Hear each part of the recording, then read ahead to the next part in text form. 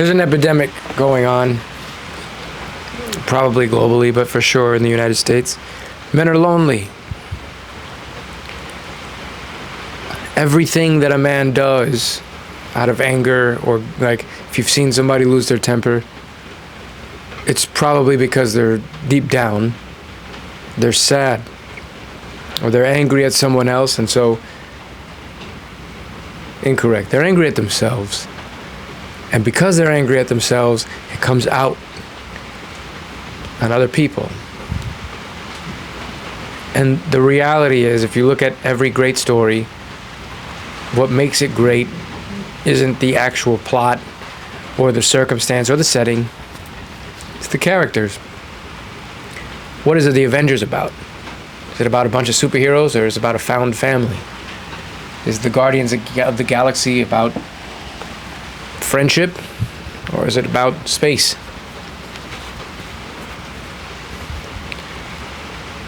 I guess I can only speak for myself in this situation, but I've always been a lonely person, and expressing that as a man is very difficult.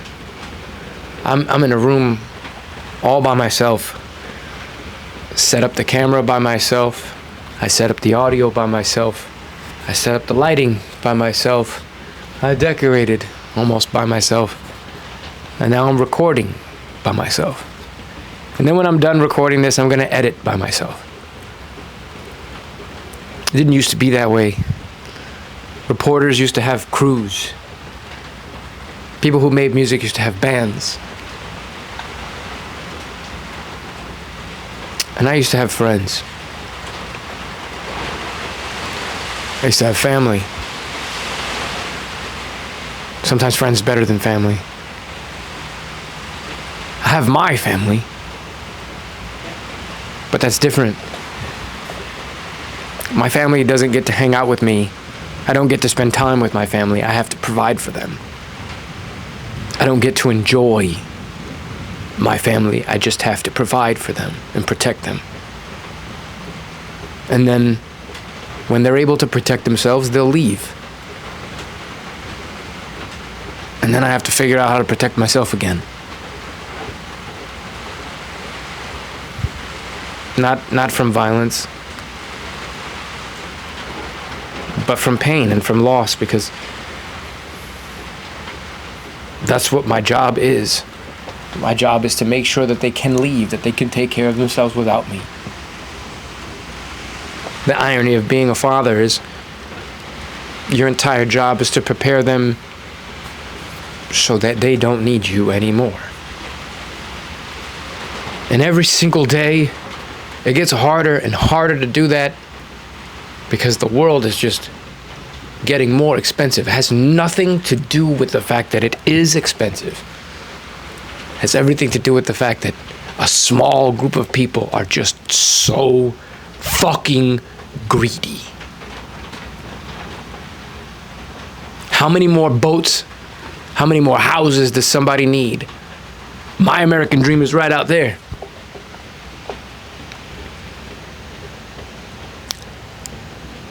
I've busted my ass to provide for this family, to give them a home, to give them a yard, to give them a place to lay their heads and food in their mouths. And every fucking day that gets harder and harder and harder to do.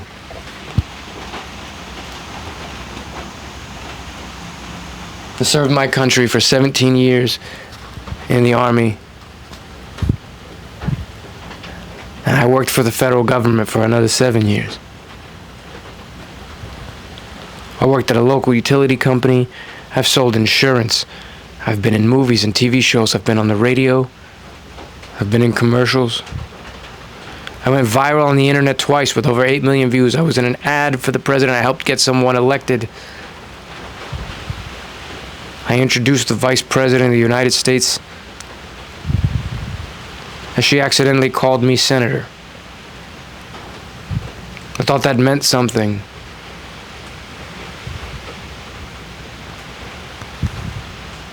The only thing that means anything is fighting for what you believe in. That's the only thing I believe in. I don't think I'm owed anything. but I'll fight harder for whatever the fuck I deserve more than anybody else.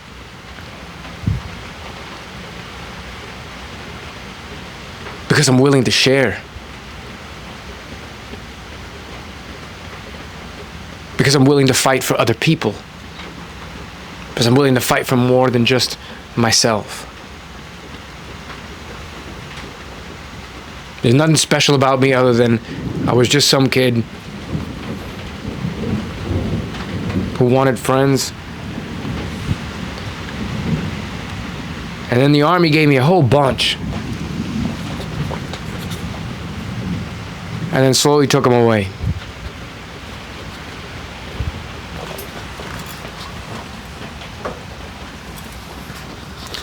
I got an anniversary coming up.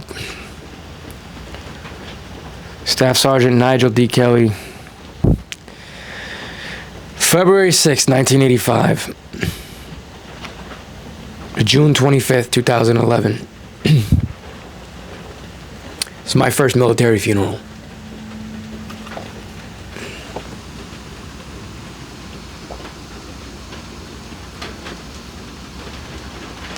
Sappers lead the way.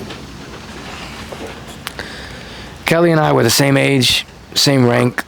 We'd been to the same duty stations. We served in Germany together. We served in Hawaii together. We served in Iraq together.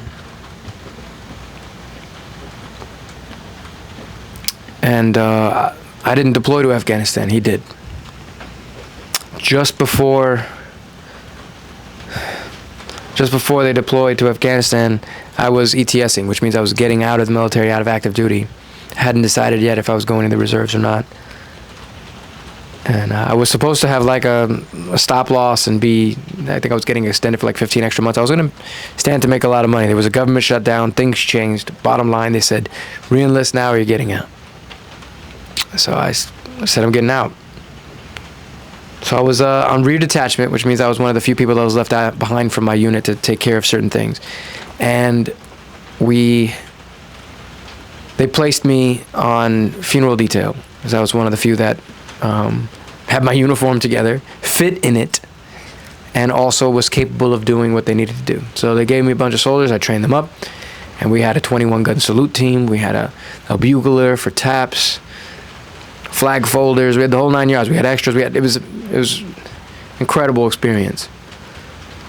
And the very first call we got was for Kelly's funeral, and I had to do more than just perform a memorial. They asked me to actually escort his body, to get picked up in Delaware, where every soldier comes back and arrives from Iraq or Afghanistan or wherever they pass overseas. And that is like the military, like mortuary or whatever in Delaware. And I had to escort him to Arlington National Cemetery. Strange thing, I remember riding in the hearse with the guy, and the whole time he caught me talking to Nigel, and I asked him if that was weird. He said, no, soldiers do it all the time. He said, regular people do it all the time. The guy told me he grew up in a family of morticians, and that his father was a mortician, his grandfather was a mortician. I said, man. And then when we got to Arlington and we performed the ceremony and everything, and I was assigned to the family for a week, I remember, I want to get to the family in a second, but I remember something standing out that I thought was really crazy, and it's sort of a side note, but I remember the guy saying, this is the mortician, he said that he was there in Arlington on this hill, and we could oversee, I forgot where we were. You could see like the airports, and you could see DC, and you could see all this stuff. And he said, I was up here on the hill the day that the Pentagon was hit. And I said, you saw the plane? He said, yeah, plane. And then turned and never talked about anything else. I thought that was interesting. Everything in his voice told me that he didn't see a plane, and I've never heard anybody say they did. Just saying.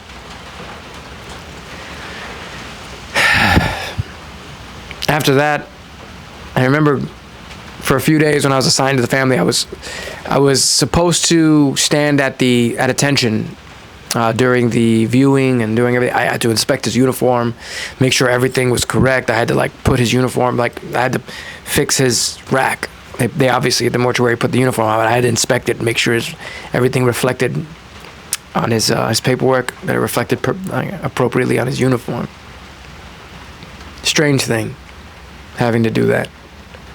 And then I had to stand at attention and next to the viewing. And his wife, being military, did not want that. She was also a soldier. She was also in our unit. She didn't want that.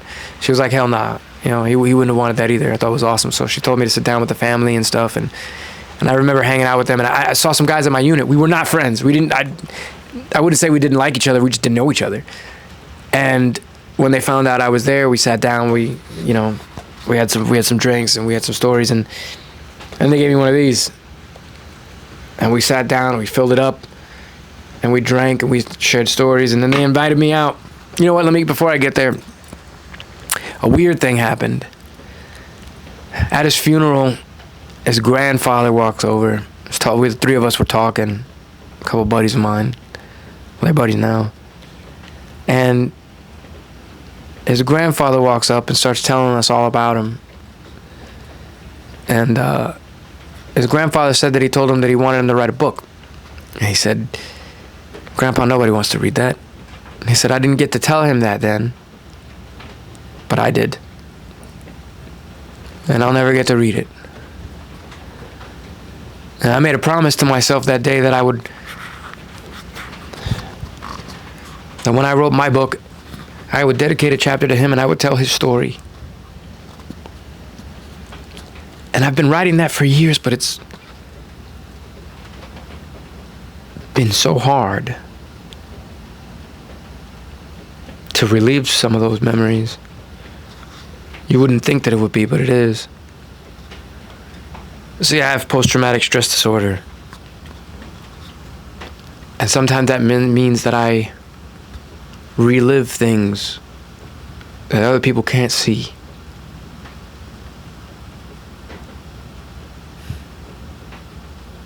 Sometimes it's a gift, sometimes it's a curse.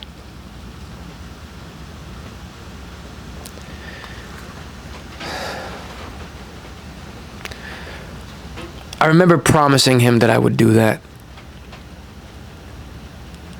And it's taken me all these years, and I finally finished my first draft. My memoir is called Story Avenue. It's named after the street I was born on. Or rather, named after the street I was raised on.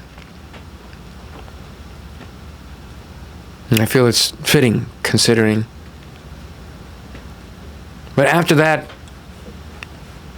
after the viewing, we all went out to dinner together. Big old group. We had like 2 giant tables together as people. And I hear his wife Katia, telling a story about in Iraq, about how, I guess, Nigel was there with her.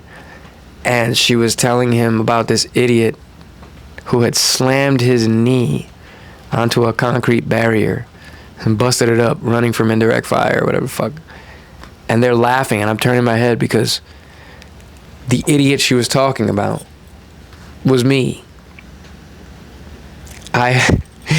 There was a point when we were in Iraq. I think we were in Fob Warrior in Kirkuk in northern Iraq, and there was indirect fire was coming in, and it came out of nowhere. It was really dark, and I was running, and my platoon sergeant was running with me, and he was just ahead of me, and he ran into there was a low-hanging, they used to run cords, like power cords and internet lines and everything, from one building to another, and it was low-hanging, and as we were running, it yoked him right in the neck. He was a little shorter than I am, so because I saw it in advance, when it yoked him and he flipped, I ducked down, ran under it, looked back, and sort of was like, oh shit, and I didn't notice that there was a fucking concrete barrier, slammed my knee into it, flipped over it, and then as I'm looking up, this guy standing over me is like, get your ass up, keep moving. Meanwhile, he's like, his fucking throat hurts and shit.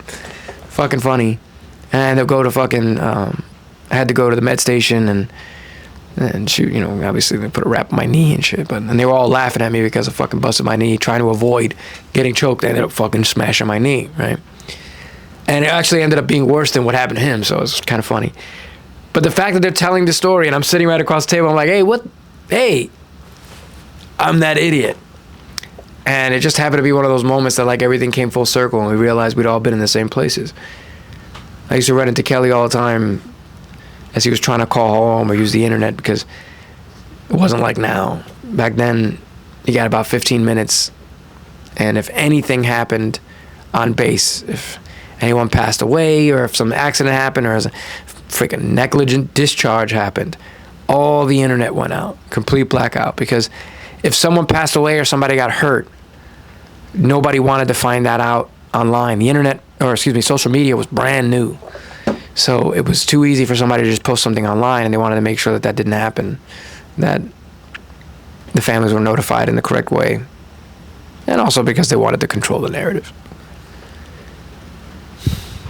But truth is, I don't know what I'm doing. I don't know that anybody does. I'm just doing what I can do. And every day that feels a little bit less effective. I don't know how to ask for help.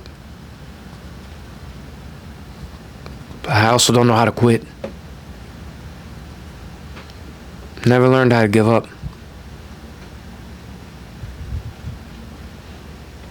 So I guess I'm just doing this until I can't no more.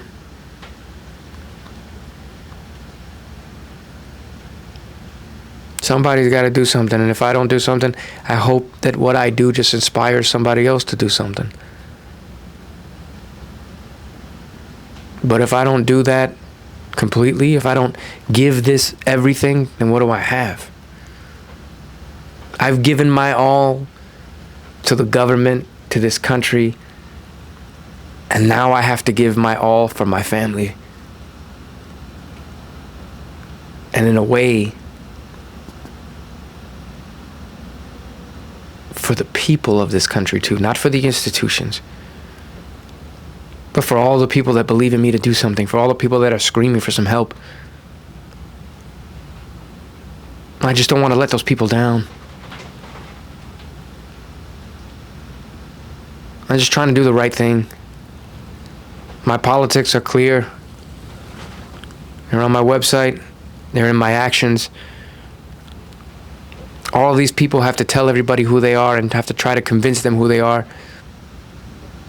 My entire life's been, since the moment Facebook has existed and MySpace, I've been posting pictures and talking online. I have not changed anything. You could go back to the day that I turned my Facebook on and see every single post I've ever had. I haven't deleted or changed anything. I'm not editing, altering anything. I am exactly what I am. And I ain't changing that for shit. My hope is that authenticity will be the currency of the future. And maybe it's not working out right now because I'm just a little bit ahead of the curve. And it doesn't matter if I reach the mountaintop as long as they do.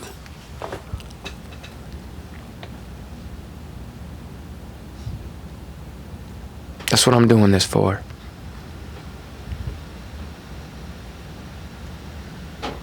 So yeah, you can call me crazy, but the world's crazy.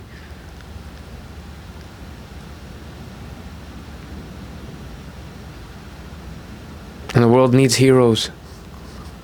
And a hero ain't nobody special. A hero's just somebody who stands up for what they fucking believe in.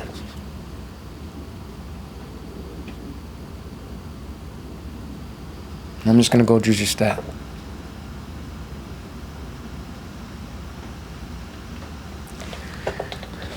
My name is Paul Cruz. I'm Puerto Rican, U.S. Army combat veteran. I'm running for U.S. Senate in Florida in 2026. And after that,